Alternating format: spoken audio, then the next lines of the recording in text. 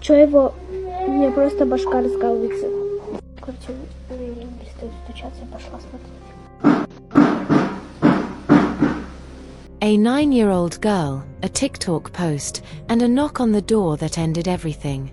Felicia Kononchuk didn't just document her fear, she unknowingly recorded the final moments of her young life. This is not just a story of a tragic murder, it's a story of community failure, systemic flaws, and haunting questions. Could this have been prevented? Today, we'll explore every angle of this heartbreaking case. February 13, 2021. In the city of Chita, Siberia, life was supposed to be normal for Felicia Kononchuk and her family. Known for her bright smile and active presence on TikTok, Felicia was like any other child, curious, playful, and eager to share her world online. But this day would mark the end of her story and the start of a chilling narrative that shook her community and the nation. Felicia's father, Fyodor, stepped out that afternoon, leaving Felicia and her two brothers, aged 4 and 14, at home. It was a brief errand, a decision countless parents make daily. But this day was different. Their neighbor, Vasily Dunets, a 33-year-old man with a history of alcohol abuse and erratic behavior, began banging on their door. Felicia did what any frightened child might do, she reached for her phone and went live on TikTok. In her post, she whispered, "I'm scared. He's shouting, and I think he'll break down the door." Сердце страшно. Жестко. Это жестко. Мой брат, короче. What makes this even more haunting is how relatable it feels. She turned to the digital world for comfort, hoping someone would notice. Vasily Dunets wasn't just a random neighbor. He was known in the community for his violent tendencies, fueled by alcohol. According to reports, Dunets had a long-standing grudge against the Kononchuk family over minor disagreements, complaints about noise, small disputes, and what he described as disrespect. But let's pause here. How did this man, described by locals as unhinged, have access to a hunting rifle? Russia has strict gun laws, yet Dunets legally owned a firearm. This raises serious questions about oversight and enforcement. How did he slip through the cracks? After an hour of relentless banging, everything went quiet. Felicia, perhaps thinking the danger had passed, approached the door. But Vasily hadn't left. Armed with his rifle, he fired through the wooden door, hitting Felicia directly. Her screams pierced the silence as she cried, "Dad, I've been shot." Her father returned moments later, finding his daughter bleeding on the floor. He held her in his arms as she took her final breath, a moment no parent should ever endure. The sheer cruelty of this act is hard to comprehend.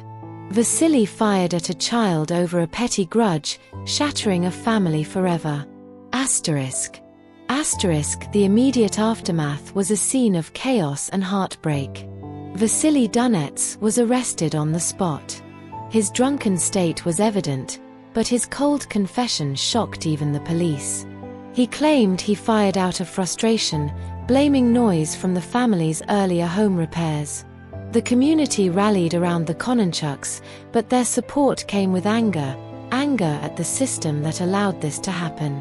How could someone so clearly unstable live so close to families without intervention? And why wasn't Dunets' history of violence a red flag for authorities? These are questions that haunt the residents of Chita to this day. This isn't just a story about one man's evil actions. It's a story about systemic failures. Russia's gun laws require thorough background checks, but how thorough are they in practice? In a region like Siberia, where hunting is common, firearms are easily accessible. Did Dunets' violent behavior ever reach authorities? Did anyone in the community report him, or was his aggression simply tolerated as part of the norm? Felicia's final TikTok post has become a symbol of her last moments. It was a cry for help that went unnoticed until it was too late. Her use of social media reflects a disturbing reality. Children today often turn to online platforms for solace when they feel unsafe. But what responsibility do these platforms bear?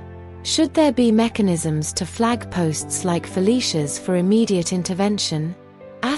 In the wake of Felicia's death, her father Fyodor has spoken out about his heartbreak and his love for his daughter. He has refused to let her memory be defined by her tragic end. "She was our sunshine," he said, adding that her laughter could brighten the darkest days. This isn't about blaming the family. They did everything they could under impossible circumstances. This is about holding the right people accountable: the neighbor, the authorities, and the systems that failed to protect a little girl. Felicia's story is a reminder of the fragility of life and the importance of vigilance. Her death should not be in vain. Communities must take threats seriously, and governments must tighten enforcement around firearm ownership. But more than anything, we must remember Felicia not as a victim, but as a vibrant child whose life was stolen far too soon. Her story must inspire change. What do you think? Could this tragedy have been prevented? Thank you for watching. Share this video to keep Felicia's memory alive. Together, we can demand the change needed to prevent stories like this from happening again.